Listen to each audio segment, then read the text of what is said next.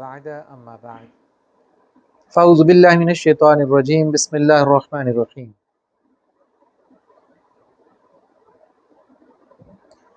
آمن الرسول بما انزل الیہ من ربہ والمؤمنون کل آمن باللہ وملائکتہ وکتبہ ورسلہ لا نفرق بین احد من رسلہ وقالوا سمعنا واطعنا غفرانک ربنا والیک المصیر۔ صدق اللہ مولانا العظیم۔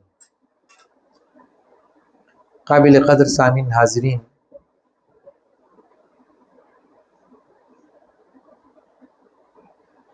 عقائد کے سلسلے میں جو ہماری علمی نشست چل رہی ہیں، ان نشستوں میں سے آج کی اس نشست میں ہم فرشتوں پر ایمان کے حوالے سے گفتگو کریں گے۔ ہم نے جانا کہ اللہ اس کائنات کا خالق ہے، وہی مالک ہے، وہی قادر مطلق ہے، وہی وہاب ہے، وہی رزاق ہے، وہی نافع ہے، وہی دار ہے، وہی مقسط ہے، وہی جامع ہے، وہی قابض ہے، وہی باسط ہے۔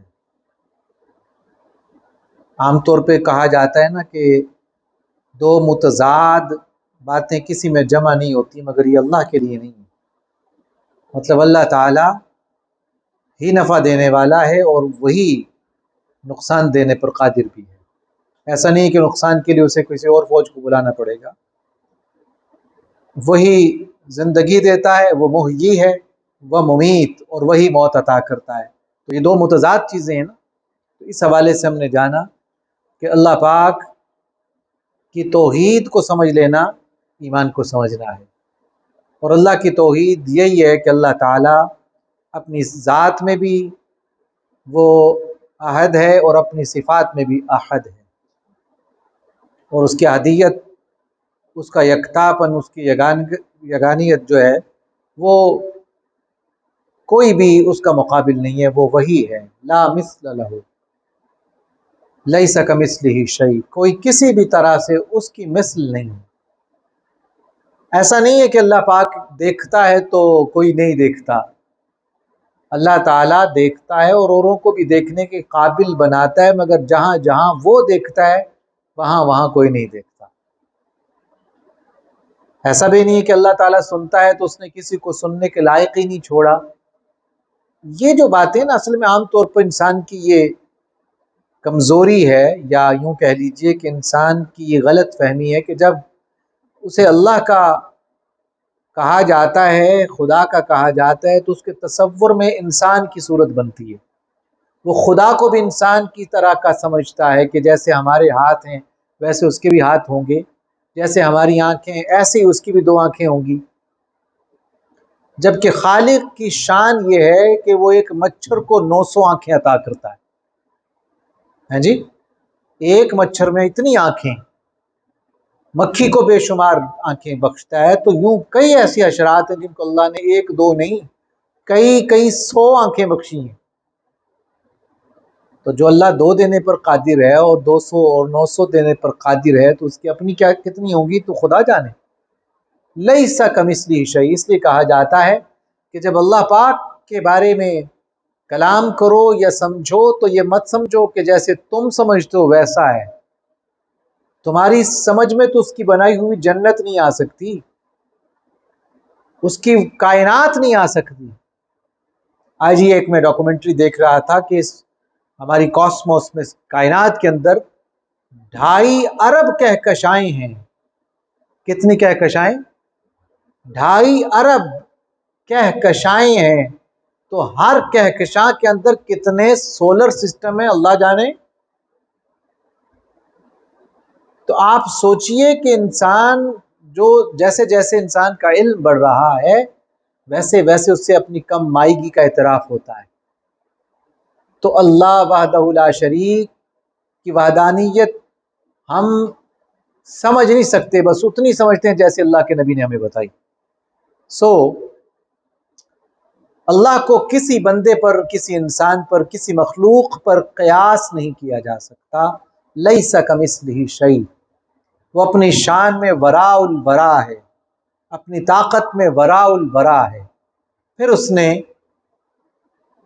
जब हम ये बात पढ़ते हैं कि अल्लाह पर ईमान लाना ज़रूरी है, तो ये मैंने आज जो आया पढ़ी सूरतुल बक़रा की, आया नंबर 285। सूरतुल बक़रा की कुल आयात हैं 286, ये सेकंड लास्ट है। आमन रसूल बिमा उन्ज़िला इलैहि मिर रब्बिही, रसूल ईमान लाया उस पर जो उसके रब के पास से उस पर उतरा।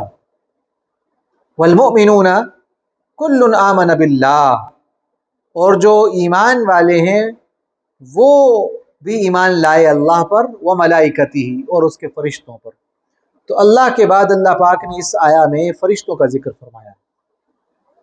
फरिश्ते अल्लाह रब्बुल इज़्ज़त की जानिब से वो मखलूक़ात हैं जो मुख्तलिफ़ उमूर पर अल्लाह की जानिब से मामूर होते हैं।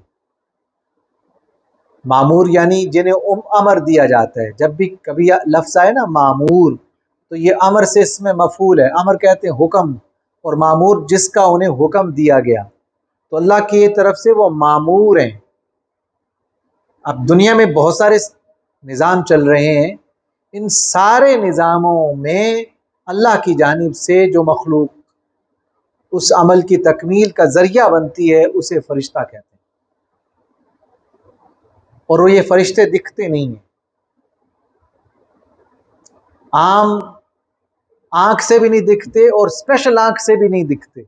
याद रखिएगा, फ़रिश्ते अल्लाह की वो मखलूक है जो आम बंदे को नहीं दिखते।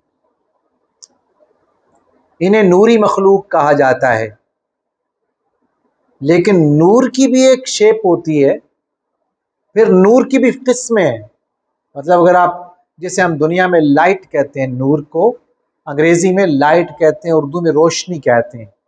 तो नूर दिखता है, रोशनी दिखती है, मगर कई ऐसी लाइट्स भी होती हैं जो नहीं दिखती।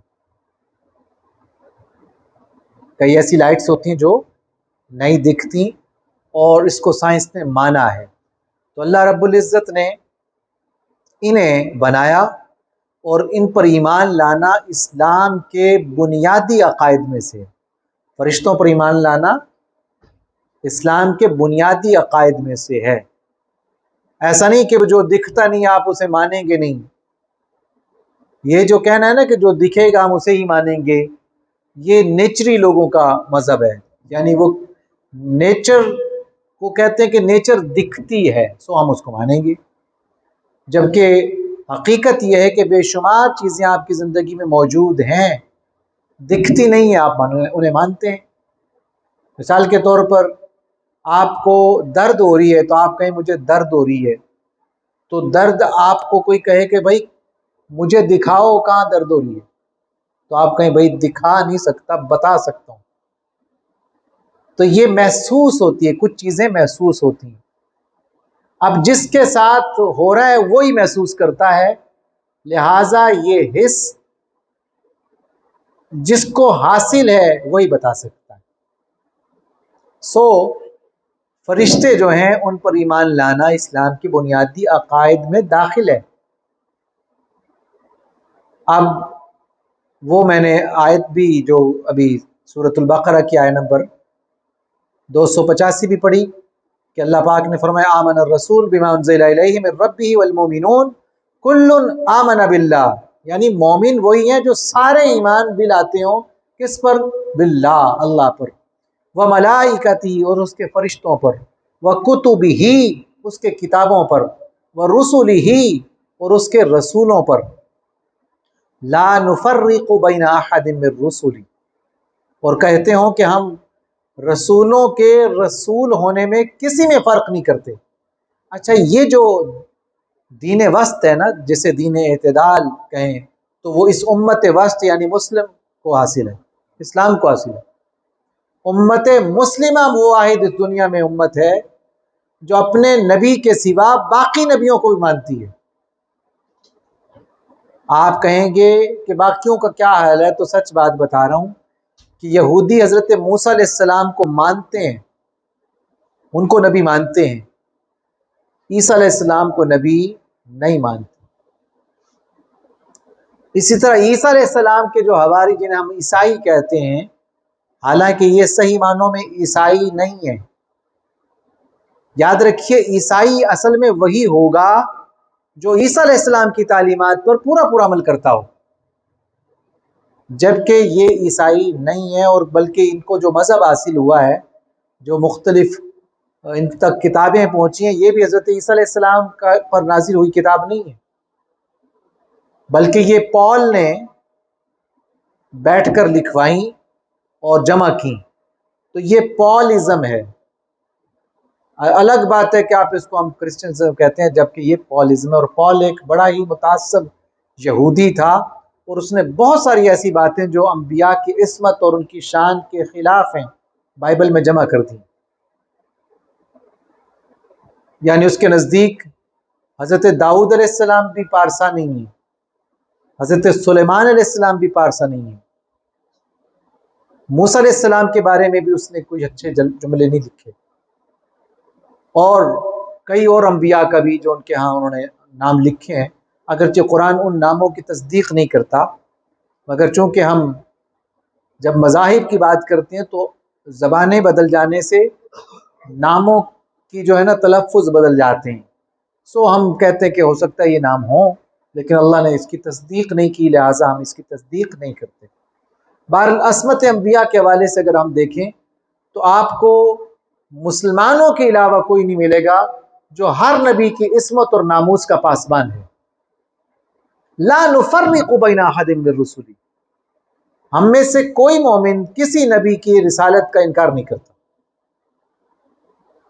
ہم مانتے ہیں حضرت آدم علیہ السلام بھی نبی ہیں، حضرت موسیٰ علیہ السلام بھی نبی ہیں، رسول ہیں، ہم ان کی نبوت اور رسالت کو مانتے ہیں، عیسیٰ علیہ السلام کو مانتے ہیں، ابراہیم علیہ السلام کو مانتے ہیں، یوں سب نبیوں کو درجہ بدرجہ مانتے ہیں، تو یہ تفریق نہیں کرتے مسلمان مومن۔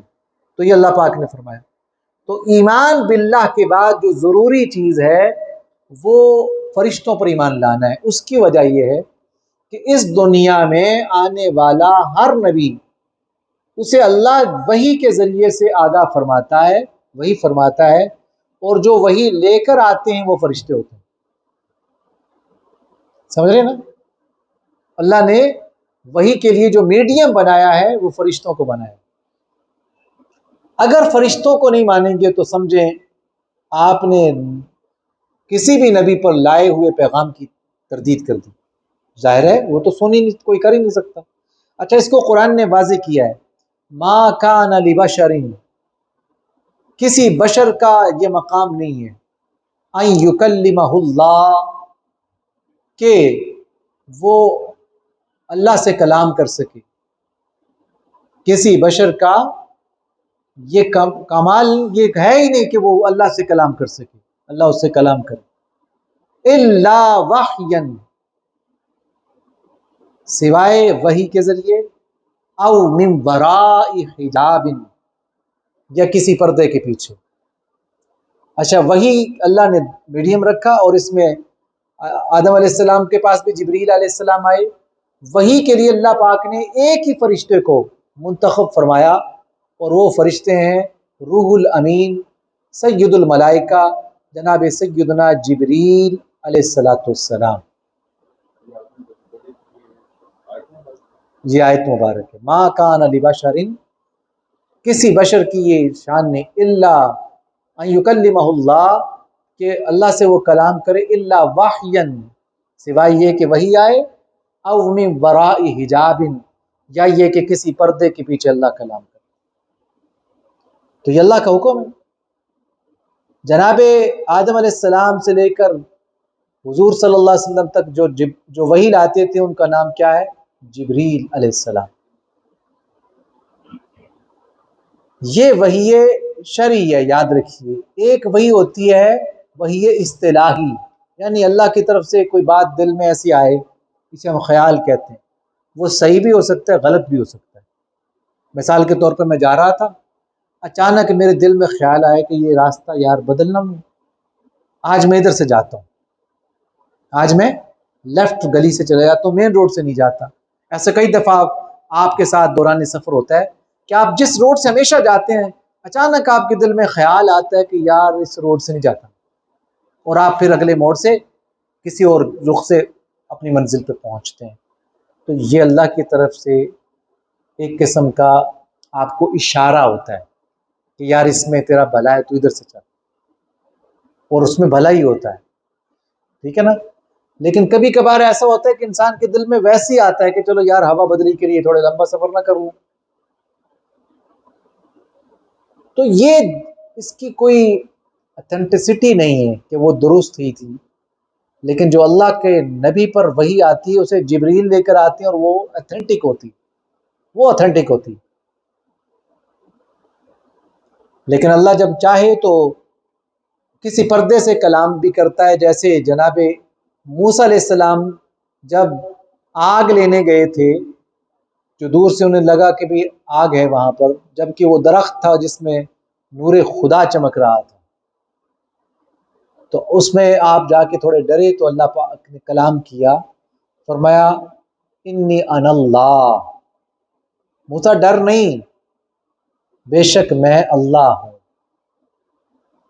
اس وحی سے آپ کی اعلان نبوت کا اعلان جو ہے نا وقت شروع ہوا، اور پھر اللہ پاک نے آپ کو کلام بخشا، اللہ پاک نے آپ کو ہدایات بخشی۔ یوں آپ جو ہے نا وہ جو 10 ہدایات ہیں اس کی لوح اللہ پاک نے آپ کو بخشی۔ یوں کہنے کا مقصد یہ ہے کہ فرشتوں کو ماننا ایمانی ضرورت ہے۔ کوئی کہے کہ یار میں اللہ کو مانتا ہوں، رسول اللہ کو مانتا ہوں، فرشتوں کو نہیں مانتا، تو یہ اپنی مرضی کا نام تو ایمان نہیں ہے، فرشتوں کو ماننا ہوگا، فرشتوں کو ماننا ہوگا۔ اب آپ دیکھیے یہودی جو ہے نا وہ جناب جبریل علیہ السلام کے دشمن ہیں۔ آپ اکثر دیکھیں گے کہ ان کے ہاں جبریل نام نہیں ہوگی، عیسائیوں میں ہوتے ہیں، ان کے ہاں نہیں ہوتے۔ وہ کہتے ہیں کہ جبریل علیہ السلام جو ہیں وہ تو ہمارے دشمن ہیں۔ وجہ کیوں؟ دشمنی اس وجہ سے کہ یہ تو وہی لے کے آنی تھی بنی اسماعیل میں، اور یہ آخری نبی آخر الزماں جو ہیں وہ بنی اسماعیل کے پاس وہی چلی گئی، تو یہ ہمارے دشمن۔ اللہ پاک نے فرمایا قل من کان عدوا لجبریل، سورۃ البقرہ، آپ ان سے کہیے من کان عدوا لجبریل، جو بھی جبریل کا دشمن ہوا وہ اللہ کا دشمن۔ اس کی شان تو یہ فَإِنَّهُ نَزَّلَهُ عَلَىٰ قَلْبِكَ، شان اس کی یہ ہے کہ اس نے اللہ کا کلام آپ کے قلب اطہر پر نازل کیا ہے۔ تکلیف ان کو صرف یہی ہے، یعنی قرآن نے بات کھولی ہے۔ تو جبریل امین علیہ السلام اور پھر میکائیل علیہ السلام کا بھی فرمایا کہ اللہ پاک کے فرشتے ہیں اور ان کی دشمنی اللہ کی دشمنی۔ تو اللہ کے فرشتے بہت سی صورتوں میں، اچھا اس پہ اگر غور کریں نا، یوں تو اللہ پاک نے ایسی مخلوقات بھی پیدا فرمائی ہیں جن کو نظام بخشے ہیں تغذیہ کا اور اخراج کا، تنفس کا، یعنی باقاعدہ ان کے نظام ہیں، ان کے افزائش نسل ہوتی ہے، اور پھر افزائش نسل کے ذریعے سے وہ جیتے مرتے ہیں، سارا ایک سلسلہ ہے۔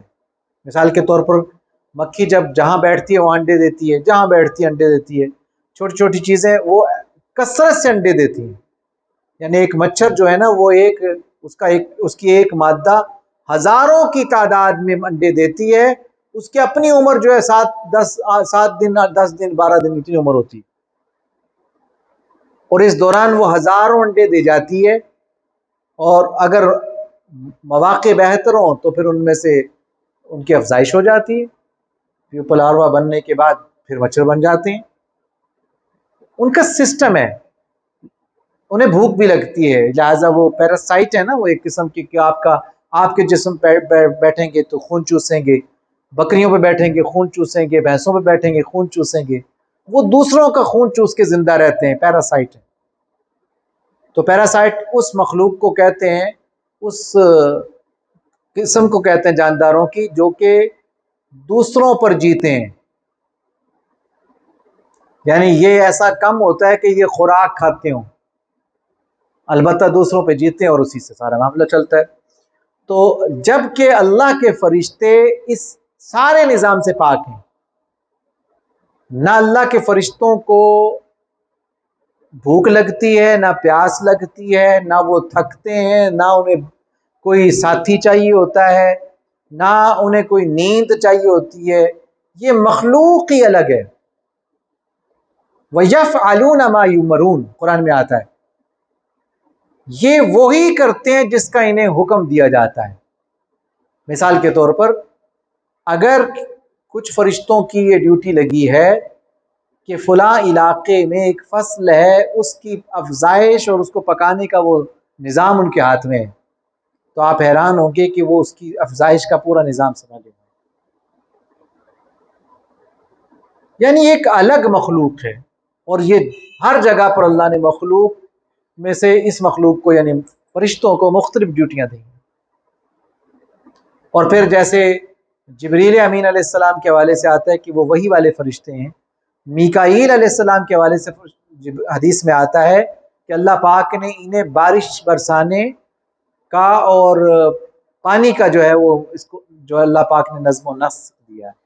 یہ نہیں کہ یہ اکیلے کرتے ہیں، ان کے ماتحت پوری ایک فوج ہے، جہاں جتنے چاہیے ہوتے ہیں اللہ کے حکم سے بنتے چلے جاتے ہیں۔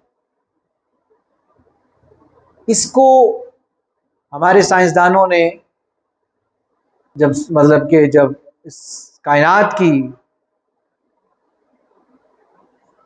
اس کا علم جو ہے پھیلانے کی کوشش کی ہے، کائنات کی تاریخ بیان کی ہے، تو وہ یہ بتاتے ہیں کہ بیسیکلی کائنات یہ جو ہے یہ پوری یونیورس یہ ایکسپینڈ کر رہی ہے، بڑھ رہی ہے۔ تو یہ کیا ہے؟ ہوتا یہ ہے کہ جیسے جیسے ضرورتیں بڑھتی ہیں ویسے ویسے انتظامات بڑھ رہے ہیں۔ آپ کو یاد ہوگا کہ جب پاکستان بنا تو اس وقت 1 ایکڑ میں 10-20 من گندم ہوا کرتی تھی، بندے بڑھ گئے تو سب کو یہ جو ہے نا فکر دامن گیر ہو گئی کہ بندے تو بھوکے مریں گے جی کو 2-4 سال میں 10 سال میں، بھائی ڈبل ہو گئے ہیں، اب ڈبل سے ٹرپ یہ بندے جو ہے نا وہ ملٹیپلائی کرتے ہیں، 2 سے 4، 4 سے 8، 8 سے 16، 16 سے 32 اس طرح بڑھتے ہیں۔ ایسا نہیں ہوتا کہ 2 سے 4، 4 سے 5، 5 سے 6، 6 سے 7، نہیں، ڈبل ہوتا ہے۔ یوں یہ ملٹیپلائی کرتے ہیں، بڑھتے ہیں اور کثرت سے۔ تو اللہ پاک نے نظام بھی بنا دیا، کیسے؟ وہی 1 ایکڑ یا جسے ہم 8 کنال کہہ لیجئے، وہی 8 کنال جس میں کبھی 15-20 من بمشکل ہوتی تھی گندم، ابھی 70-80 من، 100 من بھی ہو جاتی۔ تو نظام کو کس طرح پورا کرنا یہ رب جانتا ہے۔ اس لیے قرآن کی سب سے پہلی سورہ کی سب سے پہلی آیا کیا ہے؟ الحمدللہ رب العالمین۔ وہ رب ہے، اس کے پاس نظام ہے۔ علامہ نے اس کو اپنے ایک شعر میں یوں سمو دیا، کہتے ہیں کہ یہ کائنات ابھی ناتمام ہے شاید، یہ کائنات ابھی ناتمام ہے شاید کہ آ رہی ہے دما دم صدائے کن فیکون۔ کتنی گہری بات کی انہوں نے، کہتے کن فیکون ہو رہا ہے، یہ نہیں کہ اس نے کہہ کے تو وہ چپ ہی کر گیا ہے۔ جیسے بعض سائنسدان اگر کچھ خدا کو مانے تو وہ کہتے ہیں کہ جی اگر خدا ہے بھی تو بس جو اس نے بنانا تھا بنا کر اب وہ آرام کر رہے، اب وہ سو رہا ہے، تھک چکا تھا نا، سو گیا۔ قرآن کہتے لا تاخذہ سنۃ ولا نوم، سونا تو دور کی بات، اسے اونگ بھی نہیں آتی، وہ کسی سے غافل نہیں ہے۔ اور اس سے یہ بھی معلوم ہے کہ کائنات کو کن فیکون کے احتیاج ہمیشہ ہے، لہٰذا جو جہاں جس کی ضرورت ہے وہ ہوتا ہے۔ کبھی آپ غور کریں کہ بارش جب آ جائے نا بادل، تو ایک بندہ کہہ رہا ہوتا ہے یا اللہ برسا گرمی ختم ہو، اور جس کی فصل لگی ہوتی ہے وہ کہتی ہے یا اللہ کرم کر میری فصل تیار ہے، بیڑا غرق ہو جائے گا۔ کچھ لوگ کہہ رہے ہیں کہ بارش برسا، جن کے پکے مکان ہیں، اور کچے مکان والا جھولیاں اٹھا کے کہتا ہے مولا کرم کرنا، میری کچی چھت ہے، میری تھوڑی سی فصل ہے۔ اب وہ ان کو بھی راضی کرتا ہے، ان کو بھی راضی کرتا ہے، بندہ تو راضی ہوتا ہی نہیں نا جی۔ بندے کی تو کیفیت یہ ہے، ان الانسان لکفور مبین، قرآن کہتا ہے کہ بے شک انسان تو کھلا ناشکرا ہے، کافر سے کفور ہے۔ لکفور، لا جو ہے نا لام تاکید ہے، سیدھی سیدھی بات کہی، ہے ہی ناشکرا، مبین کھلا ہوا، کھلا ناشکرا ہے۔ مثال کے طور پر جب بندے کے پاس سائیکل ہوتی ہے بولتا ہے مولا گاڑی ہونی چاہیے، یا موٹر سائیکل تو ہونی چاہیے، اللہ تعالیٰ موٹر سائیکل دیتا ہے، پھر کہتے ہیں یا اللہ نہیں، موٹر سائیکل سے گزارا نہیں ہوتا، گاڑی ہونی چاہیے، اللہ تعالیٰ گاڑی دیتا ہے، پھر اللہ کہتا ہے یا اللہ، بندہ کہتا ہے یا اللہ گاڑی تو دے دی، بڑا تیرا کرم ہے، چھوٹی ہے تھوڑی بڑی ہونی چاہیے، بڑی دیتا ہے یا اللہ ابھی بڑی تو ہے پرانی ہے نہیں ہونی چاہیے۔ مطلب بندہ رجتا نہیں۔ تو خدا نے اس پوری کائنات کو چلانے کے لیے جو ان سین مخلوق پیدا کی ہے نا، کریشن پیدا کی ہے، اسے اس ایک قسم کو فرشتہ کہتے ہیں، ملک کہتے ہیں، اور اس عالم کو عالم ملکوت کہتے ہیں۔ عالم کو کیا کہتے ہیں؟ عالم جہاں انسان بستے ہیں، اس عالم کو کہتے ہیں عالم ناسوت، ناس سے عالم ناسوت۔ پھر اس سے اوپر عالم ہے، اس کا نام ہے عالم جبروت، جہاں پر اللہ رب العزت کے احکام کا صدور ہوتا ہے۔ پھر اس سے اوپر ایک عالم ہے عالم لاہوت، جہاں پر کوئی پر نہیں مار سکتا، جبریل کی بھی بس ہو جاتی، وہ عالم جب لاہوت ہے، لاہو، اس کے سوا کوئی نہیں، عالم لاہوت۔ یوں اللہ کے کئی عالم ہیں، اللہ نے کئی عالم تخلیق فرمائے ہیں، اس لیے اس نے یہ نہیں کہا کہ وہ رب العالم ہے، اس نے کہا رب العالمین۔ تم تصور بھی نہیں کر سکتے کتنے عالم ہیں۔ میں نے بتایا نا 2500، تو سائنسدان یہ کہہ رہے ہیں اس کائنات میں 2500 کہکشائیں ہیں، 2.5 ارب، سوری میں نے کہا 2.5 ارب، 2.5 ارب کہکشائیں ہیں۔ کتنی؟ 2.5 ارب کہکشائیں ہیں۔ تو 2.5 ارب کہکشاؤں کے اندر سولر سسٹم کتنے ہوں گے، ستارے کتنے ہوں گے، پھر ستاروں کے سیارے کتنے ہوں گے۔ تو یہ اللہ ہی جانتا ہے۔ بہت دیر پہلے ایک سائنسدان نے کہا تھا، یہ کہا تھا کہ اس نے کہ یہ ہماری زمین اس کائنات میں ایسے ہے جیسے ایک بہت بڑا ریگستان ہو، اور اس بہت بڑے ریگستان میں جیسے ریت کا ایک ذرہ ہوتا ہے اس کی کیا اوقات ہے، اس طرح ہمارے اس نظام میں زمین کی بھی اس سے زیادہ کوئی حیثیت نہیں۔ یہ اور بات ہے کہ اس زمین کو جو نسبت حاصل ہے وہ کسی اور کو نسبت نہیں، یہاں اس کو نسبت مصطفیٰ حاصل ہے، یہ نسبت بڑی ہے، اس نسبت سے یہ سیارہ چمک رہا ہے، حضور کے قدوم میمنت لزوم کے صدقے۔ تو ہمیں بھی شکر ادا کرنا چاہیے کہ اللہ پاک نے ہمیں اپنے محبوب صلی اللہ علیہ وسلم اور ہمارے آقا صلی اللہ علیہ وسلم کی امت میں پیدا کر دیا۔